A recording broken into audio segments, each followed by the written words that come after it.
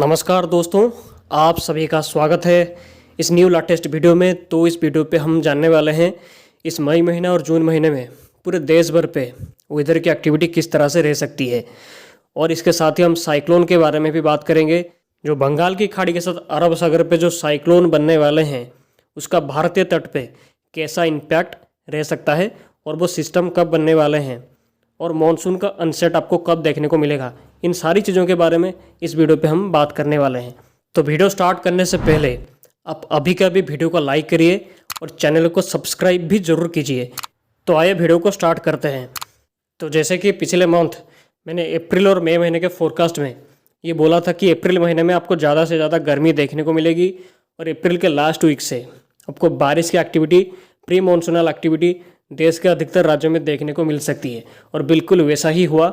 भारत के अधिकतर राज्यों में अप्रैल महीने में हीट वेव की कंडीशन बहुत भारी मात्रा में रही और अप्रैल के लास्ट वीक में तो बारिश की एक्टिविटी भारत के कई राज्यों में स्टार्ट हुई है। प्री मानसूनल एक्टिविटी भारत के कई राज्यों में इंक्रीज हुआ है और अभी भी वो हो रहा है। हालांकि कुछ कुछ राज्यों में अभी भी बारिश नहीं हुई है, बट अधिकतर राज्यों में बारिश की एक्टिविटी इंक्रीज हुआ है और ये बारिश आने वाले टाइम पे और भी कंटिन्यू कर सकता है। तो अभी चलिए बात करते हैं मई महीने के फर्स्ट वीक के बारे में। तो अभी स्क्रीन पे आप जो मॉडल को देख रहे हैं ये है 28 अप्रैल से लेकर 5 मई तक का फोरकास्ट। तो इसमें अगर हम देखेंगे तो भारत के अधिकतर राज्यों में ऑलमोस्ट 90% भारत के हिस्सों में आपको रेनफॉल एक्टिविटी आपको देखने को मिल रही है। इसमें आपके हिसाब से गुजरात से लेकर राजस्थान, पूरे के पूरे उत्तर पश्चिम भारत, उत्तर भारत, मध्य भारत, जितने भी स्टेट्स आ रहे हैं हर हिस्से में कहीं ना कहीं पे बारिश की एक्टिविटी आपको देखने को मिलेगी इस टाइम के दौरान। और दक्षिण भारत के हिस्सों में भी रेनफॉल एक्टिविटी इस टाइम के दौरान आपको देखने को मिलेगी कुछ सर्कुलेशंस की वजह से। और ये जो बारिश आपको देखने को मिल रही है ये WD की वजह से भी हो रहा है और प्री मानसूनल एक्टिविटी की वजह से भी हो रहा है। तो 28 अप्रैल से लेकर 5 मई के बीच में गुजरात के साथ राजस्थान, दिल्ली, पंजाब, हरियाणा, जम्मू कश्मीर, लद्दाख, गिलगिट बिल्तिस्तान से लेकर उत्तराखंड, उत्तर प्रदेश, मध्य प्रदेश, छत्तीसगढ़, महाराष्ट्र के खास करके पश्चिमी भाग, कर्नाटका, तमिलनाडु, पुडुचेरी, कराईकल, केरला, उसके साथ वेस्ट बंगाल और नॉर्थ ईस्ट इंडिया का भी कुछ कुछ भाग में और उड़ीसा के हिस्सों में आपको रेनफॉल एक्टिविटी इस टाइम के दौरान देखने को मिलेगी। और रेनफॉल के टाइम जो थंडरस्टॉर्म एक्टिविटी होगी उस टाइम के दौरान कुछ जगह में हेल स्टॉर्म भी देखने को मिलेगी और तूफानी एक्टिविटी भी, तूफानी हवाओं के साथ बारिश भी आपको देखने को मिलेगी इन सभी राज्यों में। हालांकि सभी राज्यों में नहीं होगी, कुछ कुछ पार्ट में ही ऐसी कंडीशन आपको देखने को मिलेगी। और ऐसी बारिश के टाइम पे आपको तापमान में भी कमी देखने को मिलेगी। तापमान नॉर्मल से थोड़ा कम रह सकता है और कहीं पर भी कोई हीट वेव की संभावना इस टाइम के दौरान देखने को नहीं मिलेगी। और इस टाइम के दौरान उत्तर भारत, उत्तर पश्चिम भारत, मध्य भारत, पश्चिम भारत के इलाकों में आपको तापमान 30 से लेकर 35 डिग्री के बीच में देखने को मिल सकता है। और पूर्वी भारत, दक्षिणी भारत के इलाकों में तापमान 35 से 40 डिग्री के बीच में देखने को मिलेगा और उत्तर पूर्वी भारत के राज्यों में तापमान 35 डिग्री के आसपास रह सकता है। तो चलिए अभी आगे का फोरकास्ट को देखते हैं। तो ये जो मैप है ये है 5 मई से लेकर 12 मई तक का फोरकास्ट है। तो यहाँ पे भी बिल्कुल सेम ही कंडीशन है।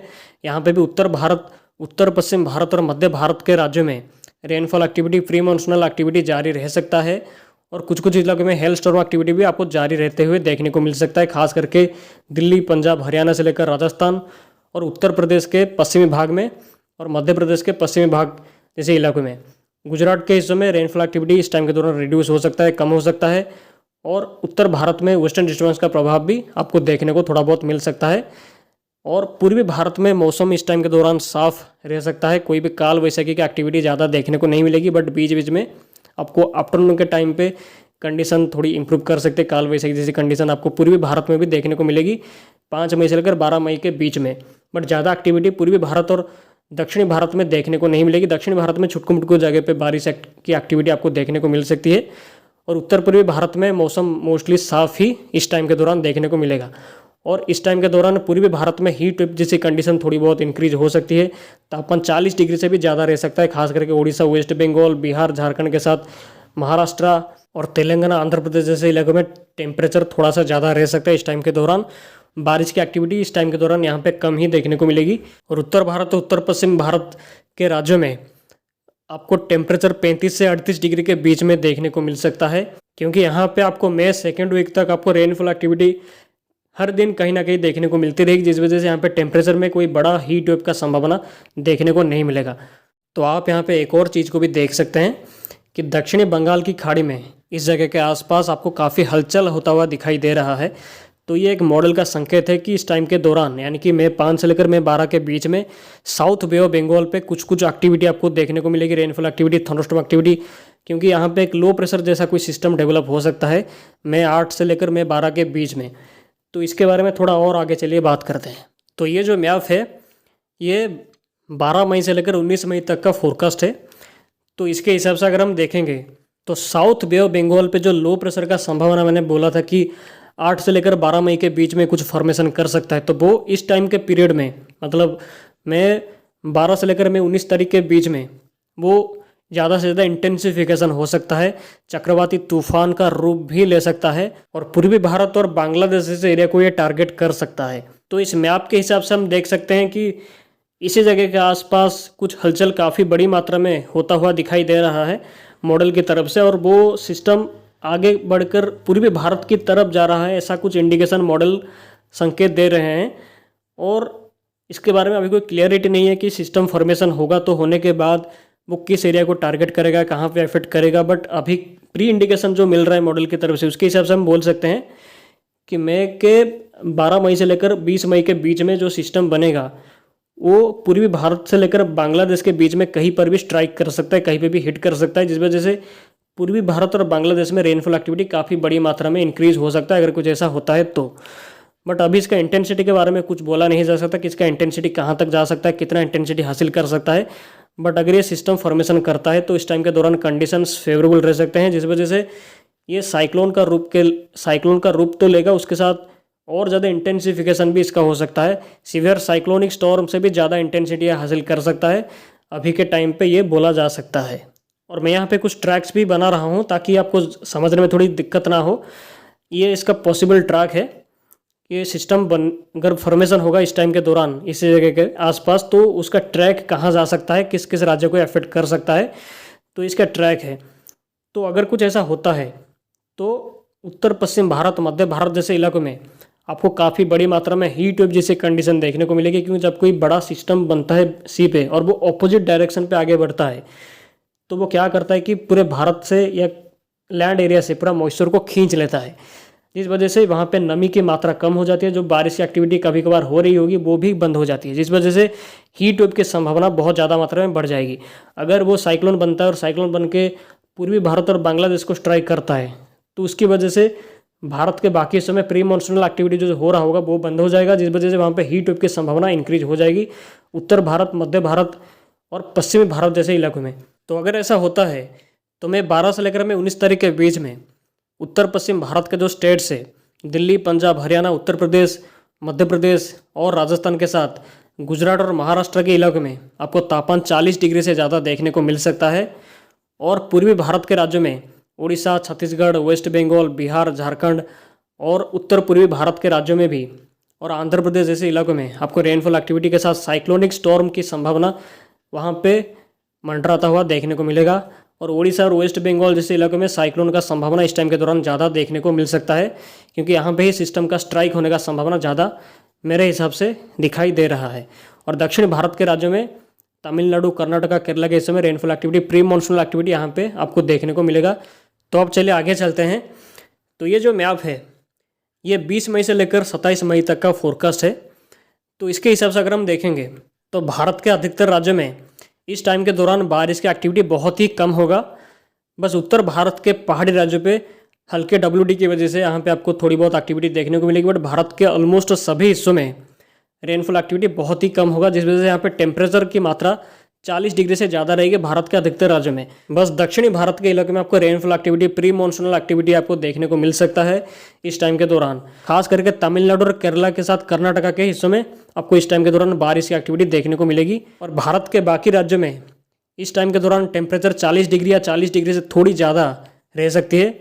और 20 तारीख से लेकर 25 तारीख के बीच में मॉनसूनल विंड जो है वो अंडमान सागर पे एंटर कर सकता है, और अंडमान और निकोबार आइलैंड पे आपको इस टाइम के दौरान बारिश की एक्टिविटी देखने को मिलेगी। तो 20 से लेकर 25 तारीख के बीच में मॉनसून का जो विंड है वो अंडमान सागर पे एंटर कर सकता है। और इस टाइम के दौरान अरेबियन सी के हिस्सों में हलचल इंक्रीज हो सकता है। चलिए इसके बारे में बात करते हैं। तो अब हम आ चुके हैं 28 मई से लेकर 4 जून तक का फोरकास्ट के बारे में। तो यहाँ पे अगर हम देखेंगे तो मानसून का दस्तक केरला के हिस्सों में हो सकता है 30 मई से लेकर 3 जून के बीच में। उससे थोड़ा और आगे भी हो सकता है, थोड़ा पीछे भी हो सकता है, बट अभी के कंडीशन के हिसाब से जो लग रहा है मानसून केरला में दस्तक दे सकता है 28 मई से लेकर 3 जून के बीच में। और इसकी वजह से मई 25 के बाद से दक्षिणी भारत के राज्यों में रेनफॉल एक्टिविटी काफ़ी भारी मात्रा में इंक्रीज होगी।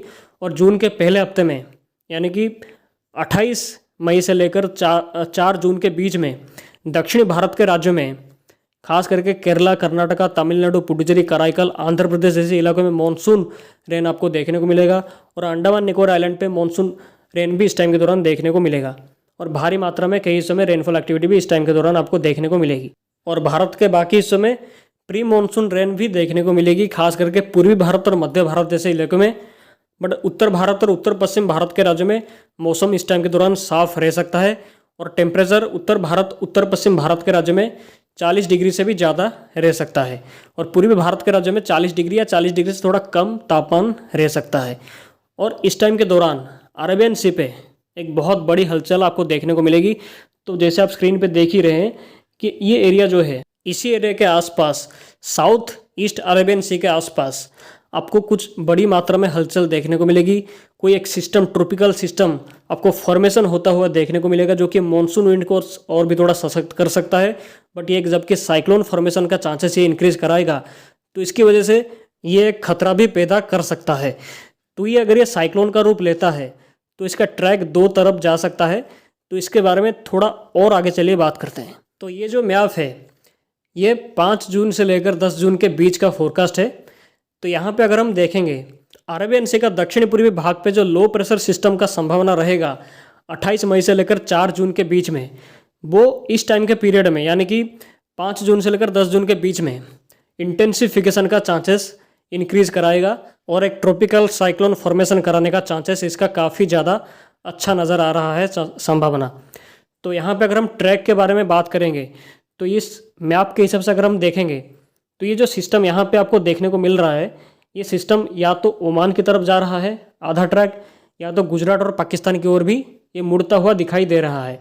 बट एक्चुअली में कौन सा ट्रैक ये फॉलो करेगा इसके बारे में अभी से बोलना संभव नहीं है।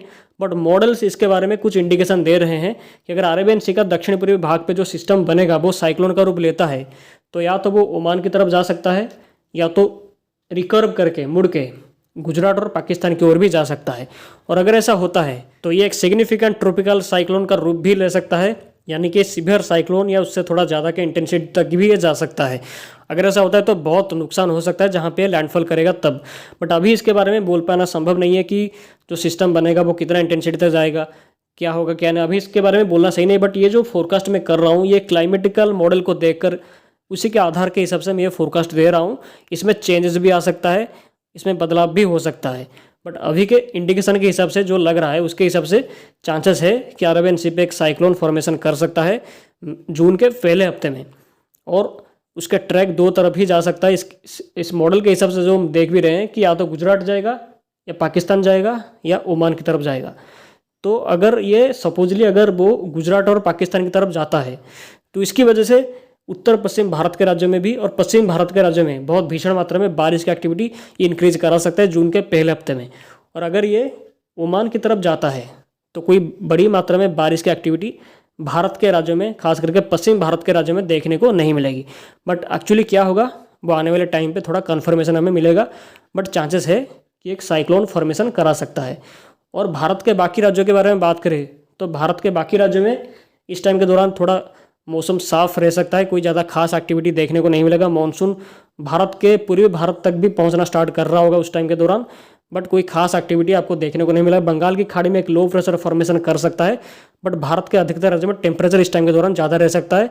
और थंडरस्टॉर्म एक्टिविटी भी इस टाइम के दौरान आपको देखने को मिलेगा भारत के उत्तर भारत, मध्य भारत के राज्यों में। तो ये जो मैप है ये 10 जून से लेकर 30 जून तक का फोरकास्ट है।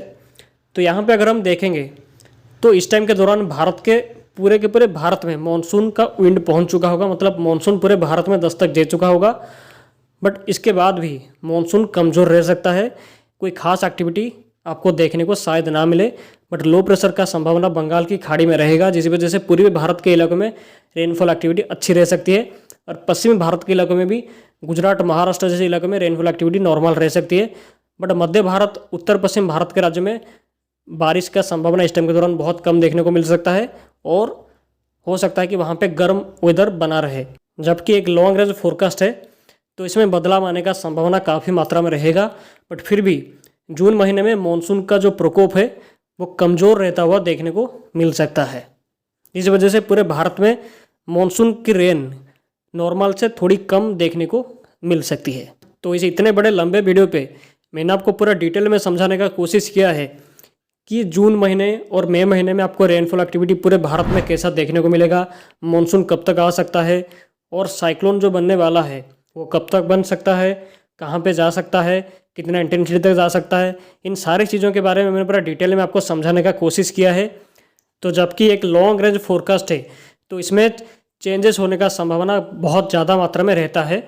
तो अगर इसमें कोई भी बदलाव होता है, चाहे किसी भी चीज़ को लेकर कोई भी बदलाव होता है, तो मैं आपको लगातार इन्फॉर्म करता रहूँगा। तो ऐसे ही वेदर के बारे में पल पल की खबर पाने के लिए आप हमारे इस चैनल को अभी कभी सब्सक्राइब जरूर कर लीजिए। आप सभी का बहुत बहुत धन्यवाद।